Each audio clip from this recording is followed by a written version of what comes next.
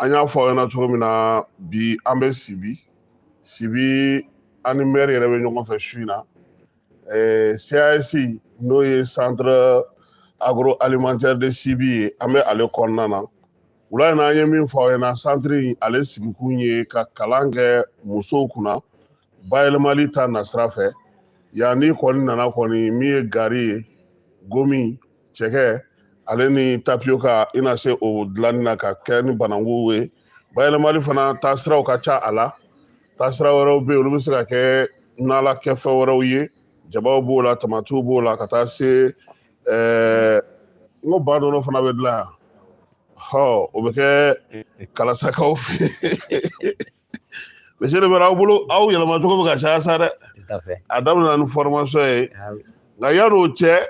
an bɛna kibaruya damadɔ di an filɛbagaw ni an lamɛnbagaw ma ka sanga ni jamana yɛrɛ ko kɛcogo ye sabula min ye dugu ko bɛ k'a la sini ka sababuya kɛ AES jamana ɲɛmɔgɔw u saba u kan ka ɲɔgɔn sɔrɔ siɲɛ fɔlɔ la o bɛna kɛ sini Nizɛrikaw fɛ yen Nizɛr labɛn kɔni bɛ ka kɛ Burkina jamanakuntigi n'o ye capitaine Ibrahima Traoré ale sera kɛnɛ kan ka ban wulada in na président ale ka page Facebook kan n'o ye Kuluba page Facebook ye u ye communiqué bɔ k'a bi k'a jira k'a fɔ ko jamanakuntigi n'o ye colonel Asimi Goyita ye ko ni ala sɔnna a ma sini sibiri a kan ka taa a n'a tɔɲɔgɔn minnu bɛ AES kɔnɔna na u bɛna taa lajɛ kɛ Nizɛrikaw fɛ yen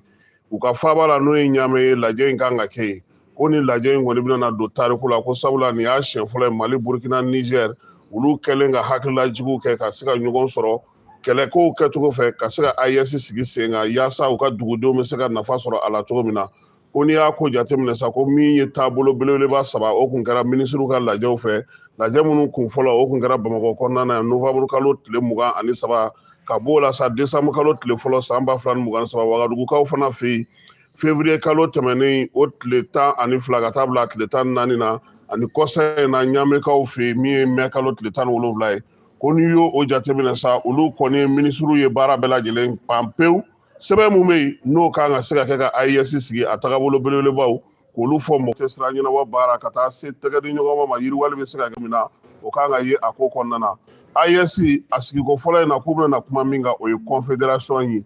sabula bɛɛ lajɛlen bɛ k'i ka jamana ye i ka président b'i bolo i ka ɲɛmɔgɔ b'i bolo u bɛ taa n'o sira ye fɔlɔ a bɛ fɔ o ma confédération n'i y'a jateminɛ o ye fɛɛrɛ min b'a to u bɛna don ɲɔgɔn na cogo min na ka se k'a lajɛ n'o y'a sɔrɔ mɔnɔbɔ don nataw la u bɛ se k'a kɛ fédération ye o de la kɔni jamanakuntigi kelen bɛ ɲini jamana saba in bɛɛ lajɛlen ye nka o baara olu na taa dɔɔni dɔɔni yaasa bɛɛ bɛ se k'i niyɔrɔ sɔrɔ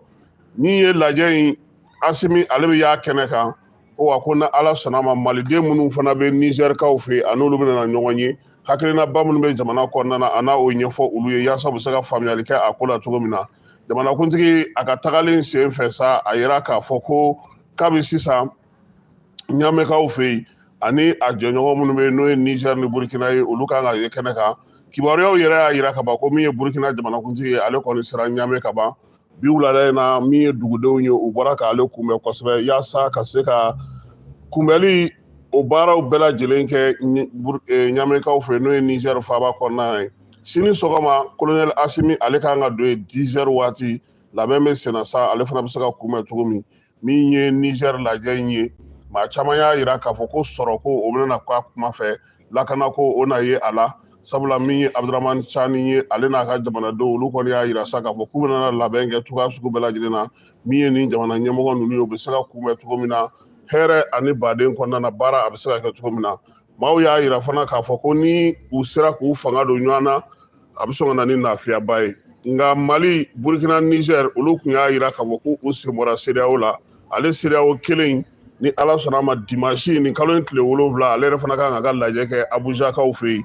min mana bɔ nin bɛɛ lajɛlen kɔnɔna na an na olu da aw tulo kan don nataw olu la lajɛ in ko nin kɔni bɛna k'a siɲɛ fɔlɔ ye a bɛna to min ye AES tagabolo belebelebaw a kan ka sigi sariya minnu ka baara kan ka kɛ cogo min ɲɛmɔgɔyaw kan ka k'u ka ɲɔgɔn cɛ cogo min na jamana ninnu ka donbolo ko bɛ kɛ cogo min na sa ko o bɛɛ lajɛlen na tila ka sigi sen kelen kan ayiwa Amara ye kɔni ɲɛ kumunen don n t'a dɔn ni Faransi farala aw kan ni Portugal de farala aw kan prolongation furu ayiwa Allemagne kɔni taara so a b'a yɛrɛ fɛ ale ye Allemagne supporter de oui. Serubilen k'a taara Seru Nantume fɛ yen min ye Toguna ye o ɲɛmaaba a taara o fɛ yen u Seru tɔgɔ fila k'u ye ɲɔgɔn ye hakilina falen min nana kɛ sisan kɔni min ye Serubilen ye e ko ale yɛrɛ ma kɛ olu ɲɔgɔnna ye yaasa ka se ka an ka kuma da don sa an b'a fɔ ɲɛna ko Sibi kɔnɔna na bi kabi an nana an b'an sen kan mɔgɔ min bɛ muso bolo an taara ɲɛ da o kan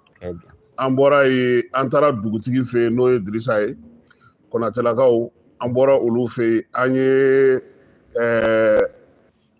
ji min bɛ sɔrɔ Kalasa kɔnɔ a bɛ sɔrɔ cogo di kuran yelen an y'o baara kɛ su in na min ye tileganfɛla la fana ekɔliso min bɛ ka jɔ n'o ye seconde cycle kilasi 3 ye o baara fana an y'o fana ye monsieur le maire naam i Keyita i nana an ka wele jaabi su in na an yɛrɛ b'i fɛ yan Sibi tout à fait an b'a fɔ sisan n ko i bisimila merci an ye a ye k'a fɔ AES sigira aw fɛ a bɛ san damadɔ bɔ n'o ye CAT ye yaasa ka se ka bayɛlɛmali kɛ min ye npogotigiw ye k'u ta k'u kalan an y'a ye a kɛrɛfɛ fana musow fana taara ka kalan sɔrɔdasi musow taara ka kalan kɔsa in na an ye bobomusow ye olu bɛɛ kalanna yan o tuma na a tɛna na da kalan ma tuguni wa ayi a tɛna dan kalan ma dɛ comme i y'a fɔ cogo min na depuis nin fondation in nana anw fɛ yan 2019 sinon 2017 je dis bien 2017 u bɛ si yɔrɔ min na olu bɛ yan nin ye salle multifonctionnelle de ye fɛn caman bɛ se ka kɛ yan o bɛɛ lajɛlen kɔfɛ comme i y'a fɔ cogo min na depuis 2017 CAS ko sigila sen kan a sigila sen kan hakili la a ma dogo hali jamana ma si la parce que daminɛw gɛlɛyara kosɛbɛ i n'a fɔ baara bɛɛ a ko daminɛ gɛlɛyara mais ko duman fɛn fɛn fana n'i y'a jateminɛ ko duman fɛn fɛn a daminɛ de ka gɛlɛn ni fɛn fɛn daminɛ gɛlɛyara a ka ca Ala fɛ o laban bɛ nɔgɔya wa bɛ kɛ kunkɔrɔta kɔnɔna na n bɛ se k'a fɔ an b'o o de kɔnɔna na bi an bɛ an waso n'o ye an kunkɔrɔtalen don n'o ye ka bɛn mun ma comme n y'a fɔ cogo min na ni centre in an filɛ centre min kɔnɔ yan inauguré 2019 la premier ministre fɛ le docteur Shibwe Maïga e yɛrɛ tun bɛ a don c'est vrai centre min sigilen sen kan a bɛɛ a sigilen don sen kan ni lakalani de ye n'o ye npogotigininw ka lakalani ye ka taa san 16 fo ka taa san 25 ɲɔgɔnna la a dabɔlen tun don olu ka kalanni ma bayɛlɛma kalanni na an yɛrɛ ka suman bayɛlɛmali la mais o kɛrɛfɛ an bɛ se k'a fɔ CAS ye prouesse mun kɛ a ye baara mun kɛ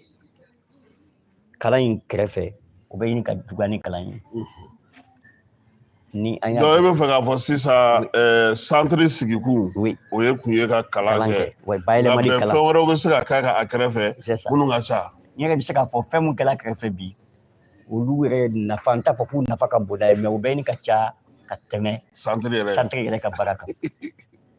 donc ni an ye olu jateminɛ i k'a jateminɛ parce que a fɔra ko centre de formation en transformation agroalimentaire ko bayɛlɛmali suman bayɛlɛmali kalanyɔrɔ npogotigininw ka suman bayɛlɛmali kalanyɔrɔ la mais bayɛlɛmali kɔfɛ an y'a ye u y'i sen don kalanko la n'o toujours éducation formelle o ye mun ye lakɔliso o daminɛna ni mun ye Kalasa u ka kalanso dɔ tun bɛ yan a bɛ san 1 ka bɔ a tɔlu kun tiɲɛnen don a fɛn bɛɛ kun tiɲɛnen don bon anw mairilakaw a tun ka gɛlɛn an ma don kosɛbɛ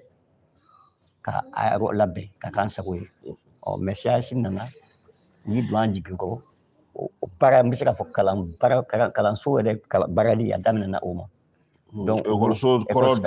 kɔrɔ dilanni ka tila k'a équiper ka tila ka lumière bila a kɔnɔ o kɛra o daminɛli ye an bɔr'o la an nana mun wɛrɛ ye o fana kɔfɛ an y'a ye k'a fɔ ko u yɛlɛmabolo ka ca o fana kɔfɛ an nana ye u ye dɛmɛ kɛ nakɔko la kosɛbɛ muso ka nakɔko la an bila dɔɔnin min na ko bi n tɛ yɔrɔ wɛrɛ ma dans la commune rurale de Sibi yɛrɛ ma kafo kɔnɔna na bi an bɛ nakɔ wɔɔrɔnan de la n'a ko musiki bɛ sen kan ni bi ni baara bɛ kala ni muso bɛ a tɔnɔbɔ kosɛbɛ bi kɔnɔ f'i ka tɛmɛ aw fɛ i n'an ka jɛ ka a fɔ ka tila k'a kɛ ɲɔgɔn fɛ aw fana ka taa n'a ye conseil la an fana bɛ taa n'a ye conseil la généralement an dun fana gɛlɛya man ka don o la parce que anw sigikun ye an taara de k'an ka dugudenw k'an ka dugu yiriwa an ka ɲɛtaga ɲini donc fɛn fɛn bɛ na ni ɲɛtagaw ye an k'an ka sɔn o ma an b'o o baaraw de kɔnɔ toujours ayiwa monsieur le maire an b'a dɔn k'a fɔ ko Sibi yɛrɛmana k'a fɔ Kalasa ale kɛra niyɔrɔba ye a ko la i y'a fɔ sisan ko aw niyɔrɔ bɛ a la aw bɛ jɔyɔrɔ fi bɛɛ b'a dɔn k'a fɔ fana ko min ye centre ninnu ye n'u bɛ sigi u bɛ sigi pour que dugudenw olu fana ka se k'a tɔnɔbɔ yalama kalan minnu bɛ kɛ jɔyɔrɔ dɔ bɛ da aw ka npogotigiw ma a la wa a ko bɛ cogo di voilà Bibi kosɛbɛ yɛrɛ surtout an filɛ waati min na sisan hakili la kalan in daminɛ ni sisan cɛ an b'a 6e promotion de la a tako 6nan a tako 6nan na cette fois-ci nin n'a si ma kɛ kelen ye cogo di pourquoi parce que u ye latitude de Manden commune ye commune 20 de Manden ani mun ye ɲɔgɔn ɲɛ kɛ yan ani mun ye ɲɔgɔn commune 20 sisan CAC y'a ɲini commune bɛɛ fɛ bɛɛ ka na ni commune ye 20 ye donc o commune 20 n'a fɔra sisan ko commune bɛɛ ka na ni mɔgɔ 3 ye o tɛ mɔgɔ 60 ye donc CAC kɔni ye a jɔyɔrɔ fa CAC y'a ka kɛta minnu bɛ ka kalan kɛ sisan o ye commune de Manden yɛrɛ Manden commune yɛrɛ ka ci didenw denmisɛnninw de bɛ yan olu de bɛ yan sisan voilà donc pour vous dire que le centre agroalimentaire a sigi aw na bananku ni cɛkɛ caman don o la sa dɛ o ye wajibi ye an b'a sɛnɛ fɔlɔ yan'an ka dun a b'a sɛnɛ a bɛ sɛnɛ fɔlɔ parce qu'on produit d'abord c'est vrai an b'a produit yan an b'a transformer yan et puis nous consommons ici aussi ayiwa mais monsieur le maire fɛn dɔ bɛ yen o ye bi an taalen nakɔforo ninnu na musow y'a kuma fɔ bon n b'a dɔn fana hali minnu bɛ kalan na a gɛlɛya bɛ sɔn ka se u fana ma sugu bɛ yan est ce que sugu bɛ yen ni nin bɛɛ kalan na est ce que sugu bɛ yen u bɛ taa feere kɛ yɔrɔ min na u bɛ se k'u dahirimɛ sɔrɔ yɔrɔ min na bon moi je pense ne hakili la ou bien dɔgɔdɔya bɛ commune ninnu bɛɛ la parce que comme on dit entrepreneuriat féminin c'est à dire que baara mana dege ka sɔrɔ ɲini yɛrɛ ye o entrepreneuriat de c'est à dire que fɛn ɲuman tɛ gala o fɛn ɲuman tɛ gala n'i ye baara kɛ surtout que mɔgɔ minnu bɛ kalan kɛ yan sisan u bɛna dɔnniya minnu sɔrɔ bɛɛ bɛ segin n'i ka dɔnniya ka taa i ka yɔrɔ la u tɛ bɔ yɔrɔ kelen bon ne hakili la a tɛ kɛ foyi ye ni a bɛ fɔ o ma ko économie locale n'o ye an ka sɔrɔ ye a bɛna sigida sɔrɔ a bɛna non seulement dɔ fara o kan a bɛna an ka baarakɛdaw a bɛna olu yiriwa a bɛna a to npogotiginin minnu bɛna fɛn in dege non seulement a b'u dege n b'a fɔ parce que bɛɛ bɔra du dɔ kɔnɔ mais en dehors du yɛrɛ kɔfɛ nafa min bɛ baara in na fɔlɔ nin fana y'a damana vie ye qu'elles font ici o ye fana ye vie kura ye u bɛna mun na o ye dɔnniya dɔ ye ne bɔra yan fana nin baara in na ka tila ka segin ka t'u ka so u ye fɛn min dege yan ne hakili la ni mun ma kɛ fugari ye u kan ka se ka ko k'a yɛrɛ ye a bɛ se k'a yɛrɛ tɔnɔbɔ cogo min na a bɛ se k'a yɛrɛ munafan cogo min na ka tila ka a somɔgɔw nafa k'a ka dugu nafa ka Mali nafa et je pense que baara in fana ka laɲiniba de ye o ye. Monsieur le maire i ko ko nin sen in ta nin tɛ 6nan ye sa wa. ça c'est nin ye tako 6nan ye. tako 6nan danfaraba bɛ ale ni tɔw ni ɲɔgɔn cɛ yalama nin fana bɛna kɛ aw ka commune 20 ninnu fana sen donnen ko in na wa. Anw sen b'a la kɔrɔlen mais nin de bɛna. ayi e b'a la o. nin de bɛna caman fara kan. parce que an ye ɲɔgɔn ye min kɛ. voilà maire ka ŋaniya fɔ an ye carte fɛn min kɛ. exactement c'est bien ça. maire ye ŋaniya dɔ fɔ mais est ce que nin bɛna na kɛ o fana dontɔ ye a ko la. bien sûr parce que nin b'a yira sisan k'a fɔ ko projet mun bɛ yen centre agroalimentaire à Sibi parce que de Sibi tɛ dɛsɛ à Sibi parce que a bɛ Sibi yan mais Manden bɛɛ ta don Mali bɛɛ ta don donc bɛɛ ka k'a la. donc o de don donc ni mun y'i sɛbɛ don baara in ma hakili la o de bɛna a profiter kosɛbɛ. ayiwa nin ye ka kalan kɛ i yɛrɛ ka kuma ka se k'i sigi yɛrɛ tɔgɔ la k'a sɔrɔ fana ɲini Sibi yɛrɛ dugu kɔnɔna yan bi est ce que kalan kun fɔlɔ in ye nafa ɲa ne kɔni ye dɔ ye bi nakɔ la a ko k'a tɔgɔ ye Saran Keyita ale kɔni ko ko ale bɛ ka tiga de kɛ a ye kalan kɛ yan voilà mais est ce que o ɲɔgɔnnaw ka ca Sibi. n bɛ ko c'est à dire que nin yan kalan in a nafa tɛ se ka ban fɔ la pourquoi je dis ça parce que yan a bɛ a bɛ fɔ ma ko tɔrɔnko min tubabukan na o ye mun ye taabolo a bɛɛ bɛ taabolo kelen a bɛ kalan kɛ taabolo kelen na mais o kɔfɛ a bɛ taa nakɔforow bɛ yan centre champ agricole forow fana bɛ yen o ni nakɔ tɛ kelen donc n'u ye kalan kɛ yan kilasi kɔnɔ kilasi kɔfɛ e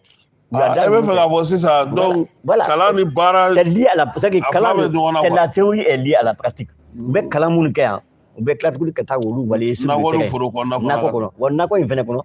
hakili la spéculation caman bɛ yen nɔ tubabukan na a bɛ fɔ ma spéculation nakɔfɛn caman bɛ yen i y'a faamuya donc olu bɛ u bɛ dege nakɔ bɛ se ka ɲɛ cogo min na i bolo ni mɔgɔ min parce que fɛn mun de don filière caman de don u kɔni bɛna a bɛɛ kalan yan maintenant n'u bɔra yan nɔ ni mun jara mun ye u bɛ taa o de kɛ sinon i tɛ se ka bɛɛ kɛ ɲɔgɔn fɛ ni nakɔ sɛnɛ jara ni bananku sɛnɛ jara mun ye u bɛ se ka taa bananku sɛnɛ ou bien ni bananku bayɛlɛma yɛrɛ ka kɛ cɛkɛ ye n'o jara mɔgɔ min ye i bɛ taa bananku san yɔrɔw la k'a dilan i yɛrɛ ye ka kɛ cɛkɛ ye ou bien i ye mun fɔ gare ni fɛn i y'a faamuya ani gomi tapioca mais n'o fana man di mɔgɔ min ye a bɛ fɔ ma ko maraîchage n'o ye nakɔ sɛnɛ yɛrɛ bon o bɛ tali kɛ fɛn caman na donc i bɛ se k'o baara kɛ comme u bɛ bagan mara mun fana i y'a ye n'i taara champ na baw bɛ yen sagaw bɛ yen misiw bɛ yen sɛw bɛ yen donc nin bɛɛ ye fɛn ye i kɔni bɔra centre na i bɛ se k'a fɔ k'i bɛ jigin i yɛrɛ la sinon i tɛ se ka jigin mansa la i tɛ se ka jigin mɔgɔ wɛrɛ la parce que i y'a dɔnniya bɛɛ dir'i ma k'i k'i jija i yɛrɛ ye sa i fana ka se ka faso i fana se ka fɛn dɔ kɛ faso ye parce que n'i kalanna i bɛ kalan k'i k'i yɛrɛ nafa ka tila ka se ka jamana nafa i ka du nafa ka jamana nafa donc moi je pense que opportunité min ye nin ye nin man ka rater mɔgɔ si fɛ on a vu comme il y a fait une 6e promotion Mali bɛɛ de Kaye jusqu'à Tombouctou Kidal je pense que an y'a bɛɛ a mɔgɔ bɛɛ dɔn nana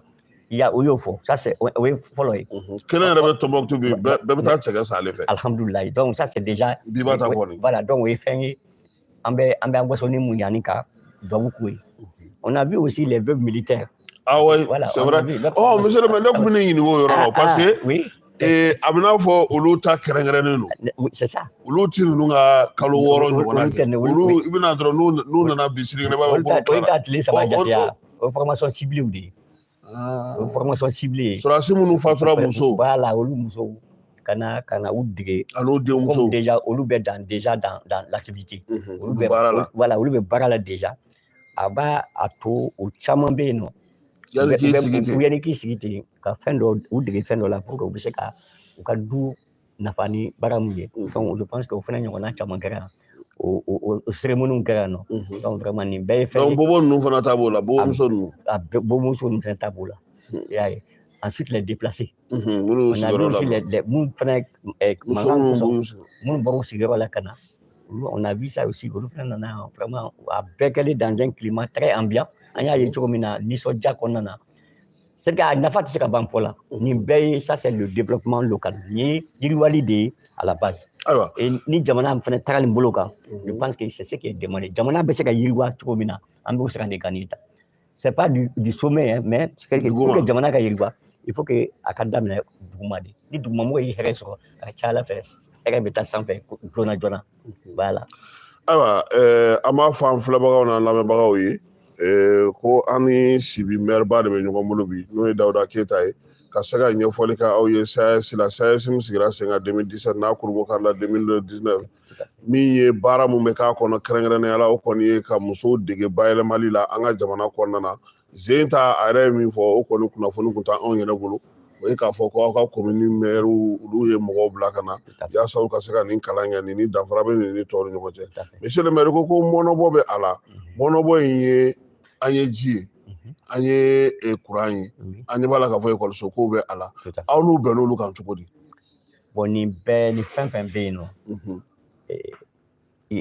kɛnɛya b'a la dɔgɔtɔrɔso an y'o ye a y'o ye mun bɛ yen i y'a ye Kamara n'a ka mɔgɔw i yɛrɛ y'a ye c'est que a dilannen bɛ cogo min na c'est une référence mɔgɔ bɛ se k'a fɔ référence de don bi dans les Mali dugu fitininw na ni mɔgɔ min ye kalasa dɔgɔtɔrɔso ye bi k'a ye kunun k'a ye bi i b'a dɔn yɛlɛmaba donna la donc ninnu ye fɛnw ye je pense que comme il y a fait trop maintenant. À nafa ti ban fola. Il y a famille. Depuis le début de ce projet, nous y adamné wati kana abla sisana. Aye barake secteur munna. Parce que anakum ya fotu kuna kuma damina la anakum tuye kamola kala baile mali dona. Mais on a vu que oui fin ambi ubeka fin a payé l'initiative et sur la demande de la communauté. On t'a fait inventer. Voilà, on débat la nini. Donc c'est pour dire que. Donc, kalasa voilà,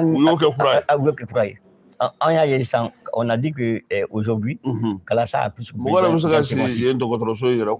Est-ce que moi est acheté? Alors mais. Ali nous mafina moteka tana esode no est-ce que non li nous kafsa ko est-ce que ni mora ya ere li nous bra ko kandi musima boya c'est une fierté il y a yedron ibeni soja donc pour vous dire que il y a docteur so fitini togoda la fura ba kono docteur ba kono il y a un rosula et puis 24 heures sur 24 pour en bas quoi nyaka matronu fana ha n'est-ce pas OK d'accord le matroni ina barola ana baron bon comme ale tnega barake effectivement ale tnega barake oui mais oui ye min famia abna fo dugudenw fana seme docteur yin nyina walla o hagla na tugodi bon en tant que développement la base de tant que imi sema do yere ka yiriwali la yere ka barala mɔgɔ wɛrɛ a bɛ fɔ ten nɔ c'est à dire mɔgɔ wɛrɛ tɛ se ka kɛ comme i yɛrɛ est-ce que vous voyez le CAS ils ont les moyens c'est vous olu b'a accompagner en ka initiative de la an bɛ fɛn fɛn fɔ n'u y'a dɔn k'a fɔ ko vraiment a bɛ na yiriwa ye a bɛ na yɛlɛma ye sigida la a bɛ na sigida mɔgɔw nafa voilà o bɛ baara kɛ n'o de et jusqu'à preuve le contraire depuis baara daminɛ fɔ bi tout ce qu'ils sont en train de faire ils n'ont rien inventé, ils n'ont rien imposé. À bébé, bon, du coup, il y a des cas de la Guinée. Là, il y a il faut voir les problèmes maraîchers. Anga Mousso nous met Guélam. Un et deux. Ça fait des années. Avec Sanjoli Bobi, d'accord, nous bénons, faut dire là. Parce que moi, un tel de Boulot, il y a une sous nucléaire, il y a des casseroles. Mais on a sauté sur l'occasion. Il y a un info, c'est assez dominant. Il y a un fait, nous, on y a baraka la main. Donc vraiment aujourd'hui on fana ka commune ngoro mɔgɔ tɛ taxe sara monsieur le maire TDLT sara oui bana de baye de TDLT sara mais fana mɔgɔ bɛ papier mun na don min na an t'o ta don min na an t'o ɲini o bɛ sɔn ka e ni ne ma neni plateau kan o ko an ye mun kɛ sinon o tɛ se ka la dɛ n ko ye hakɛ de maire ka hakɛ do c'est dommage e m'a ye sisan mais cette année n bɛ n da ma suɲɛ k'o de cette année o y'a sara an bɛ yɔrɔ min na ko bi en mois de mai déjà yalo san ye kalo 12 ye mais mois de mai 2024 on avait déjà atteint 45%. Ah non, donc vraiment on va mais au final pour les moun au final quand on fait des comment madame le sous-préfet à la sensibilisation ouais. On a déjà notre préfet qui a été nommé en conseil des ministres. On profite de l'occasion pour faire un temps vraiment, oui, tarif. Non seulement circuler, si ça connaît circuler, il y a circuler parce que jusqu'à présent, on n'avait pas de préfet nommé à l'effet.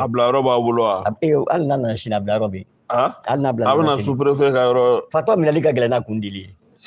Le préfet qu'on a à Blarobi, à quatre bureaux ou à Blarobi. Ah, mais c'est Ghana. Oui.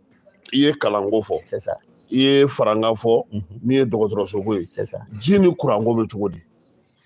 Bon, Jini Kurang, ni c'est fini beau là. Kurango Gela qu'on est bebo Kalamamala. Mais on t'a. Au thème Bamakoyanga Sandro Bayangabou. Mais Gelam wo fana la waati tɛmɛlenw na o kun tɛ se ka fɔ parce que Gelam yɛrɛ b'an ta an ka ji n'an ka courant de liés don ɲɔgɔn na donc le réseau d'eau est lié au réseau énergétique Ce qui fait que ni courant tigɛ la dɔrɔn donc e ma ye o waati la katakatani ni wotoro caman bɛna Kalasaya jiko la parce que ji kɔni tɛ ban Kalasaya o kɔni o ye o tɛ waso ye mais Dieu merci Ala y'o kɛ Kalasakaw ye u garijɛgɛ donc mais aujourd'hui au jour d'aujourd'hui o fɛnɛ bɛ ka nɔgɔya dɔɔnin sisan parce que même au jour bi an donne mina ko bi on a reçu 22 500 litres de gasoil pour le centre de Sibi. Énergie. Donc pour dire que vraiment Dieu merci, et ça commence à aller, mais wati temele una. Joli en qu'on a filé de très sincèrement, qu'on a filé qu'on. Oh mais à côté de ça, il va qu'on doit énergie qu'on ni CAS qu'on a. 24 sur 24. Dini courant qu'on dans la zone, dans le périmètre quand même de Kalasa, on est au Téba. Donc, on va assez faux là. Ouais, mais il n'y a qu'à voir acheter fouiller. Ah oui. Mais Jimmy Heredo, à Fontaine, Manani dans le bébo de Dala, pour la Ségasso. Oui. Oui, Hagamim Sebi, vous le savez. Naïka Jiboulon d'Agadide. Ah ouais, 10 francs. 20 litres de 30 francs. Hein? 30 francs. 20 litres et 30 francs en fer. Il a le cas où il y a eu fort là. Ah bon? Sinon, 20 litres et 30 francs en fer. 20 litres et puis de l'eau fait. 20 litres et 30 francs en fer. On met à la foule là. Aïwa. Monsieur le maire, Nimbe Tchakaï, mais on va faire mon fraka. Dona Taula, on va faire mon élément. On va faire allemand, mon famille, nos deux gomba auka, ou kaseka odon, ou frake. Et Ali, ou bien barala. Mais baratiban, hali bi anjiri babuka. A fɛn fɔlɔ ye mun ye bɛɛ ɲɛ da ye yɔrɔ jumɛn ye o ye mairie ye Sibi mairie hakili la e sɛgɛ ye hali n'i ma se i tɛmɛ da la mairie so t'an bolo dɛ a man ɲi yɛrɛ de fiyewu f'a ka falen n'a fɔra ko Sibi ye cercle ye n'i taara moi en tant que maire n'i taara ne yɛrɛ ka bureau kɔnɔ ni mɔgɔw nana visiteurs yɛrɛ nana ne yɛrɛ bɛ maloya donc vraiment Allemands qui hakili t'o la ils ont beaucoup fait oui fɛn caman kɛ dɛ mais il y a beaucoup reste à faire aussi hali bi parce que an bɛ sigida mun na gɛlɛyaba de bɛ an ka sigida la mɔgɔw kan infrastructure routière an ka dugu ni dugu cɛ piscité bibi na Sibi Congo la ça fait 5 km mais bibi na sɔɔni dɔrɔn Sibi kɔfɛ a bɛ tigɛ a bɛ ɲini ka tigɛ sisan olu bɛ da u fɛ aw bɛ da Sibi o tɛ se ka kɛ dɛ n'o an b'an débrouiller de an b'a ɲɛɲini de donc pour dire que on compte beaucoup Allemands kan parce que an b'a dɔn a se b'u ye u bɛ se ka fɛn caman kɛ n'i ye hali coopération yɛrɛ lajɛ a coopération Mali Allemagne la fɛn caman bɛ yen nɔ par exemple an ka secteur ta n'o ye le secteur des collectivités n'o ye sigida la kodɔnniw ye n'o ye commune ko ye ni Allemands ka dɛmɛ yɛrɛ bɔ an ka baaraw la a bɛ dɛn hali hali comment on appelle ça anicité bɛ droit de tirage mun d'an ma i bɛ taa a 90 à 95% bɛ sɔrɔ kɛmɛ sara la i bɛ taa sɔrɔ a fanba bɛ bɔ KFW o de bɛ a wari financer KFW dun ye Allemands ka cakɛda dɔ ye donc n'u u ka fondation bɛ anw fɛnɛ fɛ yan a Sibi ici n b'a fɔ ko vraiment nous comptons toujours sur eux u ye caman kɛ mais hali bi u bɛ se ka surtout accompagner la mairie vraiment pour que a ka se ka cakɛyɔrɔ sɔrɔ a ka jabala sɔrɔ mun bɛ se ka ani commune caman bɔ ɲɔgɔn ma donc olu ye fɛnw ye an mun ka d'an ye kosɛbɛ en termes aussi de santé toujours kɛnɛya n'i y'a f'i ye a ka bɔ i hakili ma depuis anw nana fo bi ala tɛ kalo 2 bɔ j'ai adressé une lettre au ministre, à Madame le ministre de la Santé, mais avec voie réagir déjà, lettre adressée à ministère de l'administration territoriale pour la demande d'une ambulance médicalisée. Imaginez-vous Sibi de pour aller à Bamako, c'est que l'ambulance mais ici, les malades sont évacués avec les taxis, avec les moyens de transport en commun. Donc ça, c'est un facteur vraiment, oui. Voilà, on voilà, on a les bateaux, ambulance qu'on connaît au Béchi, il y en a beaucoup. Autorité, du sous-préfet au maire, au conseil, au chef de village, à tout le monde. Faire manche, il y en a surtout Moussolankaou. Évacuation. Parce que nous sommes sur une route internationale. Donc il y a des cas d'accident, il y a les femmes en travail, les crises, tout là. Donc il y a le problème de référence évacuation est vraiment un véritable boulot. Vous voyez que la baille en Gasigdala, ni sera qu'au photo mina, mais quand on est ambulance quota, on n'a pas baillé. On est baillé, la ini tenkun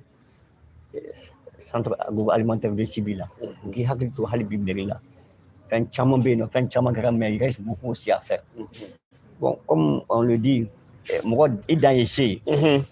ni à la Chakanga de Famouna toujours. Je pense qu'on est toujours en compte sur eux. Et notre accompagnement, quand même, pour les futurs projets, on ne fera jamais défaut. On est à la solution. Je vous remercie beaucoup. Monsieur le maire, ne veux pas gagner. Allez-y. Il y a un gibla. Ni kalangaro aussi. Comme ni kalangaro sou. On va voir à de contente. Il y a un de gundo balawa. Walma wakati dola. C'est signé moi va faire quand on a nyoma ka feno nyena bawa. Parce que akara tuko ko kara armade ko ni mo fa na drogue là o ya ko. Bon, ne bolo ne bɛ se k'a fɔ anw de ka gɛlɛya bɛ se ka se olu ma mais u ka gɛlɛya tɛ se anw ma mais anw ka gɛlɛya bɛ se o ma pourquoi comme je l'ai dit par exemple n'i ye an ka sigidaw ta n y'a fɔ cogo min na kanko dɛsɛ bɛ yen bon à chaque fois anw ka nous sommes une administration cakɛda de bɛ bɛɛ de bɛ na service de bɛ mɔgɔw de bɛ na service ɲini anw fɛ waati dɔ la ni kanko dɛsɛ bɛ yen nɔ an bɛ laɲini k'u fɛ an bɛ na an ka papiers labɛn yan olu ye degun ye an ka degun bɛ suma ça c'est un a filanan ye mun ye comme n y'a fɔ cogo min na waati dɔw la an bɛ lajɛ dɔ boloda lajɛ ninnu a musaka t'anw bolo a kɛyɔrɔ ɲuman t'an bolo a matériel t'an bolo ka kɛ an b'o laɲini kɛ u fɛ donc olu ye degun ye parce que fɛn mun de don généralement a kan ka boloda ka a prévoir ka tila ka a labɛnw kɛ mais a caman bɛ na an b'a c'u kan vraiment dans le ɲɔgɔn baara yɛrɛ kɔnɔ ayi olu t'an ka ayi de an de b'u ka chaise ta u t'an ka chaise ta la dɛ an de b'u ka chaise ta. ou bien ka fauteuil bourré ninnu ta ayi ou bien o ye préfet de ta ye chaise caman bɛ olu bolo olu ma ils n'ont pas besoin de ça o. An mako bɛ u bɛ mun ta o préfet de ta ye. préfet de ta ye o chaise bilenmani ninnu bureni ninnu u b'o de ta pour vous dire que en tout cas la collaboration baarakɛɲɔgɔnya kɔni na an b'a fɔ ko vraiment ala ni ce gɛlɛya foyi t'an ni ɲɔgɔn cɛ hɛrɛ dɔrɔn de bɛ yen an ka gasi de bɛ se ka s'o ma u ka gasi tɛ se anw ma parce que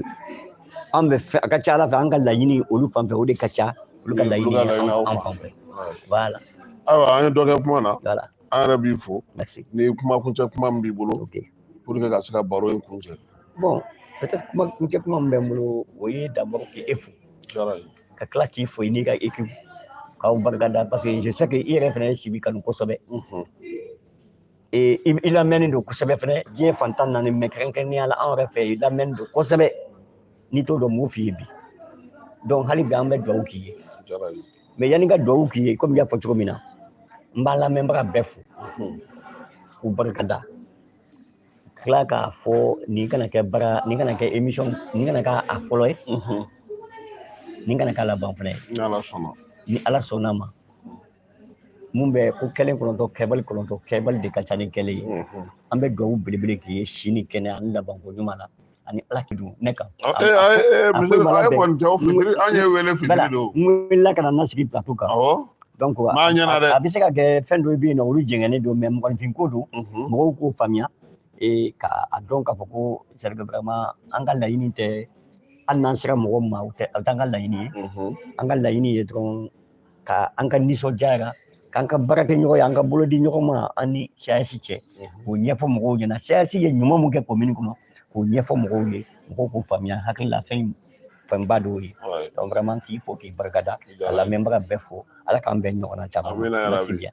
monsieur le maire an yɛrɛ b'i fo Dawuda Keyita Sibi maire ba an b'i fo k'i waleɲuman dɔn i n'i ka baarakɛlaw bɛɛ lajɛlen tiɲɛ na an mago mana s'i ma kuma o kuma n'an nana yan i bɛ boli ka na i b'an dɛmɛ i bɛ fɛn o fɛn i b'o bila an bɛ dugawu kɛ Ala ka sija ni kɛnɛya ni labanko ɲuman d'i ma kunnafoni o ye k'a fɔ bɛɛ lajɛlen ɲɛna sini midi an bɛ s'a la Babi ale yɛrɛ bisimila nin kɛnɛ in kan yan